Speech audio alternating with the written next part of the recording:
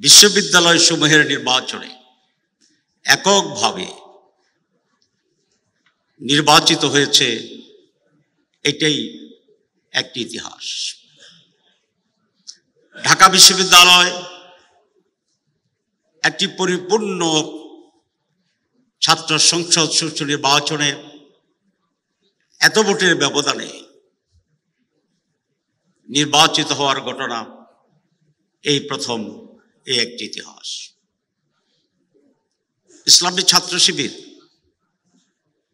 পরপর 4টি বৃহৎ বিশ্ববিদ্যালয়ের নির্বাচনে সাধারণ ছাত্রছাত্রীদের ম্যান্ডেট লাভ করে এটাই প্রমাণ করেছে ইসলামী ছাত্র শিবির একটি মাত্র সংগঠন নয়, এটি আজ বাংলাদেশের সমগ্র ছাত্র সমাজ। ইসলামী ছাত্র শিবির কতিপয় ব্যক্তির সমন্বয়ে একটি সংগঠনকে রিপ্রেজেন্ট করে না, সারা বাংলাদেশের সকল ছাত্র ছাত্রীদের প্রতিনিধিত্ব করে ইসলামী ছাত্র শিবির। আমি দুটো কথা বলে শেষ করব। নাম্বার 1, বিশ্ববিদ্যালয়ে নির্বাচিত আমাদের ভাইরা কিছু ব্যতিক্রমদের কাজ করছেন, যেটা আগে ছাত্র ছাত্রীরা কখনো দেখতে পায়নি। এই যে innovative steps, new thinking, new idea, progressive steps, executive skillness এবং প্রো স্টুডেন্ট যে কর্মসূচি, এটি সারা জাতিকে নতুন করে ভাবার সুযোগ দিয়েছে আলহামদুলিল্লাহ। বিশ্ববিদ্যালয়ের ডালের ঘনত্ব নাকি বেড়েছে আমি শুনেছি। বিশ্ববিদ্যালয়ে টর্চার সেল বন্ধ হয়ে গিয়েছে।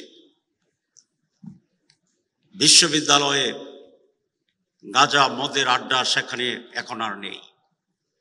জাহাঙ্গীরনগর বিশ্ববিদ্যালয়ের আমার বোন বলেছিলেন যে অনেক স্পন্সর ডাকসুর জন্য আছে।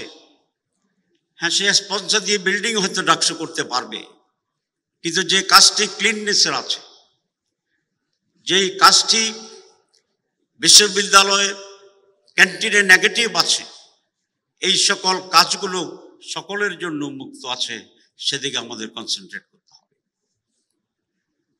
আপনারা জানেন 3 দিন আগে রিপোর্ট হয়েছে এই বছরের বিশ্ববিদ্যালয়ের যে কোয়ালিটির যে স্ট্যাটাস, 1000 বিশ্ববিদ্যালয়ের ভিতরে সারা দুনিয়ায় বাংলাদেশের একটি বিশ্ববিদ্যালয়ের নাম আসেনি। আজকে আপনাদের এই চ্যালেঞ্জকে গ্রহণ করতে হবে। একাডেমিক্যালি আমাদের বিশ্ববিদ্যালয় সমূহ কিভাবে বিশ্বের সাথে তাল মিলিয়ে কোয়ালিটেটিভলি এগিয়ে যেতে পারে, আপনারা নির্বাচিত প্রতিনিধিরা সেইভাবেও মনোযোগ দিয়ে নতুনভাবে সাজানোর জন্য উদ্যোগ গ্রহণ করবেন, এটি আমার একটি অনুরোধ।